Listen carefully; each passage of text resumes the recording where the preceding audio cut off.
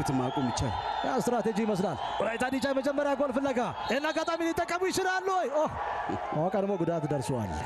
የተቆረጠ ኳስ ዕድል አግኝተዋል። ቅዱስ ቂርቆስ በመስመሮች መካከል ምናልባት ኪዳኔ አሰፋ ምንድነው ያደረገው? ወላይታ ዲቻ የመጀመሪያ ጎል ፍለጋ መሳይ ሰለሞን በዚህ ሰዓት ምናልባት ቅዱስ ቂርቆስ ትሪገር የሚያደርገው ሽመክት አይበልጥ ከዛ ቦታ በጥራት መውጣት ይጠበቃል። የዚህ የፕሬሲንጉ ሰለባ እንዳይሆን በዚህ ሰዓት ምናልባት ቅዱስ ቂርቆስ በፍጹም ቅጣት ምት ክልል ውስጥ ወርቃማ ድል አግኝተዋል። ሌላ የማጥቃት እንቅስቃሴ ያም ቢሆን ኪዳኔ አሰፋ ምናልባት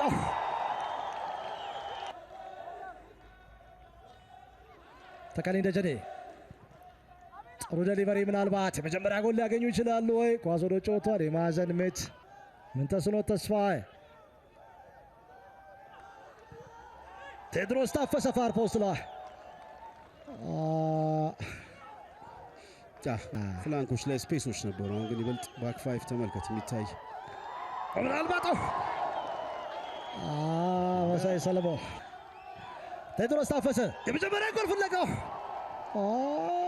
ወላይታ ዲቻ ሶዶ አራዳ ሰፈር የተወለደ ተጫዋች ነው።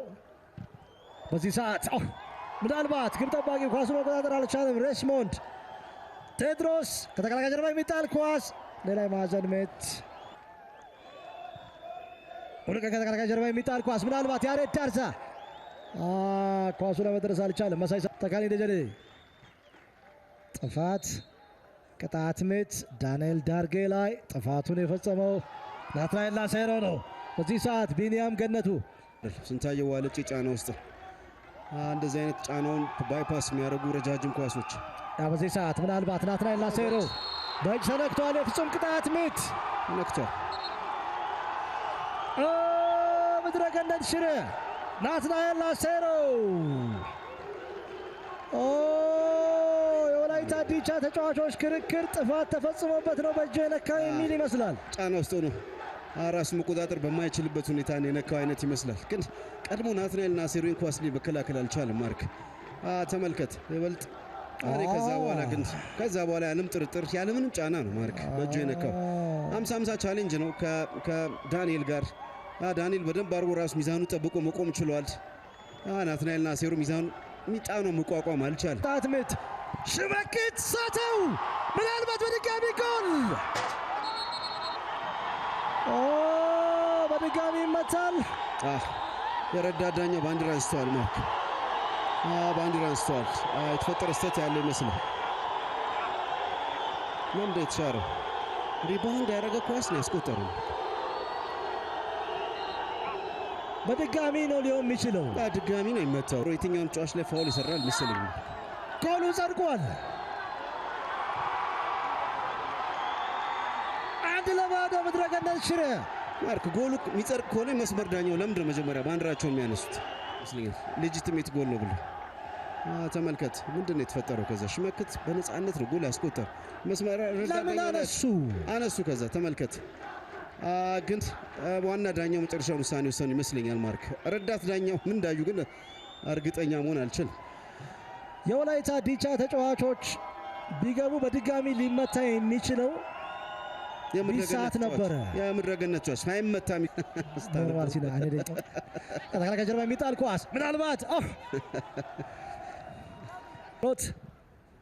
በመስመሮች መካከል ያሬድ ዳርዛ ምናልባት ወርቃማ ድል አግኝተዋል። ድንቅ ሙከራ፣ ድንቅ ሴቭ ቅዱስ ቂርቆስ ወልዋሎ ዓዲግራት ዩኒቨርሲቲ ላይ እዚህ ቦታ ላይ ጎል ማስቆጠር ይታወሳል።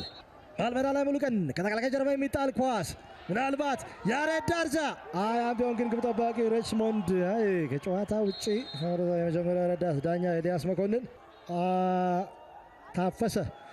ትልቁ ለቴዎድሮስ ፈተና የግንቡን ቴድሮስ ግብ ጠባቂ ሬችሞንድ ኳሱን ፓንች አድርጎ አውጥተዋል።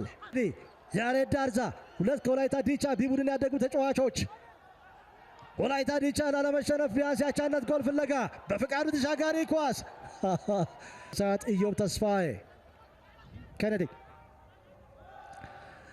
ኳስ ሳይዙ ጨዋታን መቆጣጠር ምድረገነት ሽረ አለምጠ ኤክስፒሪየንስ ማቹሪቲ ምናልባት መሳይ ሰለሞን ሸንፎ ኳሱን ያገኘው ጸጋብ የሚገባኝ እንኳን ማግኘት አልቻለም። ጎል ወላይታ ዲቻ 87ኛው ደቂቃ ላይ ወላይታ ዲቻ ጎል አስቆጥሯል። ተቀይሮ የገባው አዛሪያስ አቤል የጎሉ ባለቤት ሆኗል። አዛሪያስ የዓለም ጥሩ የተቆጠረው በዚህ አይነት መልኩ ነው። ቴድሮስ ታፈሰ የማጥቃቱ መነሻ ምስቱ ነው። አሁን የማዝምቱ መነሻ እሱ በጣም አስገራሚ ነው። ግራና ቀኝ በዛኛው ሳይድ ማርክ ይበልጥ ክፍሎም በደንብ ዞኑን እየጠበቀ ነው ሊሆን ይችላል። ያለ ጥርጥር እጅግ በጣም የሚያበሳጭ አጋጣሚ ነው። ዮናታን ኤልያስ ምናልባት ሌላ የማጥቃት እንቅስቃሴ ዮናታን ወላይታ ዲቻ ከነዲ ጨዋታ በመጨረሻም ነፍስ ዘርተዋል።